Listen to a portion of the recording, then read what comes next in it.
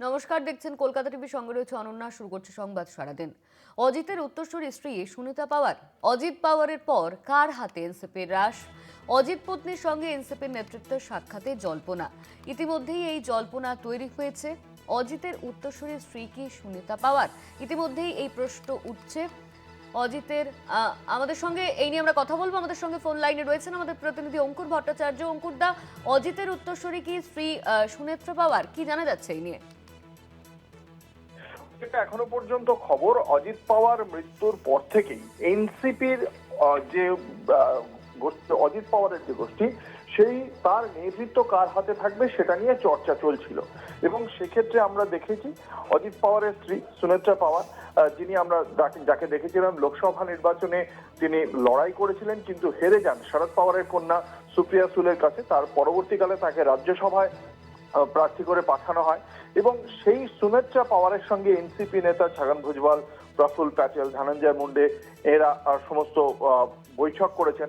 এবং যেটা শুনতে পাওয়া যাচ্ছে যে যেহেতু এনসিপির পক্ষ থেকে অজিত পাওয়ার উপমুখ্যমন্ত্রী পদে ছিলেন, ফলে যেহেতু তার জীবনাবসান হয়েছে, সেই কারণে তার জায়গায় মহারাষ্ট্রের মন্ত্রিসভায় এবার সুনেত্রা পাওয়ারের একটা অন্তর্ভুক্ত হওয়ার একটা সম্ভাবনা তৈরি হয়েছে মহারাষ্ট্রের রাজনীতিতে।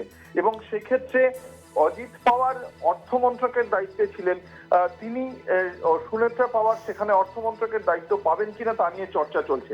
একটা বিষয় খুব স্পষ্ট যে এই সুনেত্রা পাওয়ারের দীর্ঘদিন ধরে তিনি অজিত পাওয়ারের সঙ্গী বলেই সম্ভবত তার এই এনসিপির যে সমস্ত মূল যে জায়গাটা রয়েছে বারামতি তাদের নিজের জায়গা, ফলে সেই জায়গা থেকে তাদের সেখানেও তার একটা নিজস্ব গ্রহণযোগ্যতা রয়েছে।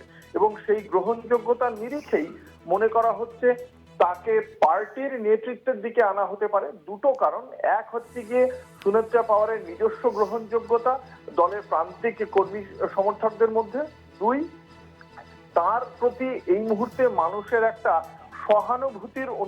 সহানুভূতি থাকবে এবং সেই সহানুভূতির বিষয়টিকে কাজে লাগিয়ে সুনেত্রা পাওয়ারকে পার্টির সামনের দিকে ঠেলে দেওয়া। কিন্তু এখানেও কিছু প্রশ্ন রয়েছে যে ছগন ভুজবল, যিনি একসময় মহারাষ্ট্রের উপমুখ্যমন্ত্রী, তিনিও এর আগে ছিলেন।